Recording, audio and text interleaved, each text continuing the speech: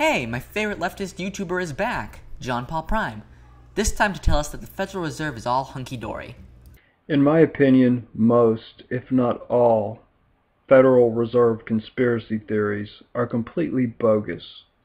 Alright, but why don't you address the arguments of the non-conspiracy theorists who still advocate ending the Federal Reserve?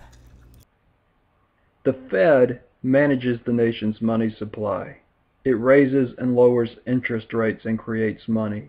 The Federal Reserve does a little bit more than that, which I'll get to in a minute.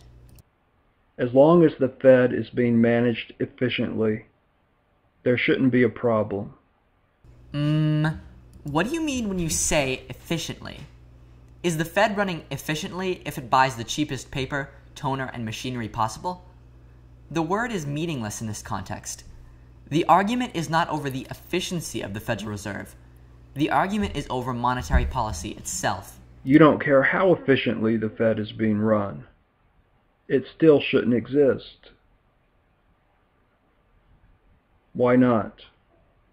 Well, let one non-conspiracy theorist give you a brief argument for abolishing the Fed.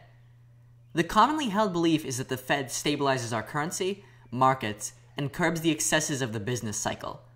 That's about as honest as saying that when a drug pusher gives heroin to a junkie, he curbs the excesses of withdrawal.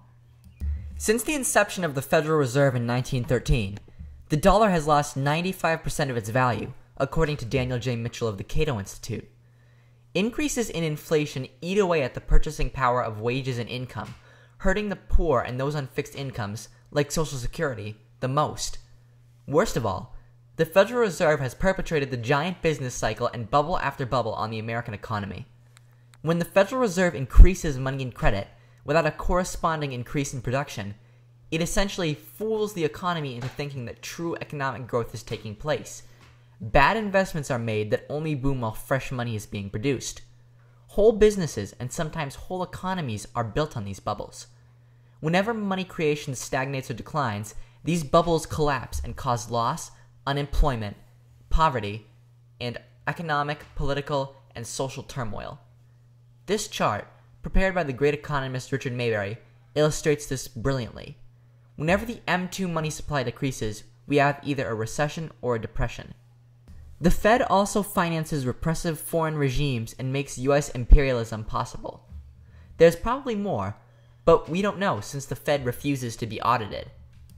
It serves a perfectly legitimate function. If stealing American wealth, buying huge quantities of government debt, creating poverty, misery, unemployment, and stagnation, enriching the elite, financing repressive regimes, and funding American imperialism are perfectly legitimate functions, well, no argument here. We need the Fed. Oh, yeah, no, you know what? No, yeah. I know you have good intentions in supporting the Fed, but the truth is, the relationship between the Fed and the people is not symbiotic. It is parasitic. You have nothing to fear from the Federal Reserve. You're right. We don't need to fear it. We need to recognize the fact that the Federal Reserve is a destructive force in the world and end it. More and more people from all political ideologies are waking up, taking the red pill, and fighting the machine. We will never be put back to sleep, because once we have seen the truth, it is impossible to deny. Why have I made the controversial assertion that the Fed is evil? Because, despite any good or bad intentions of anyone involved, I believe the Fed has either been the perpetrator or an accomplice in theft, money laundering, tyranny, and even murder. And that, to me, is evil.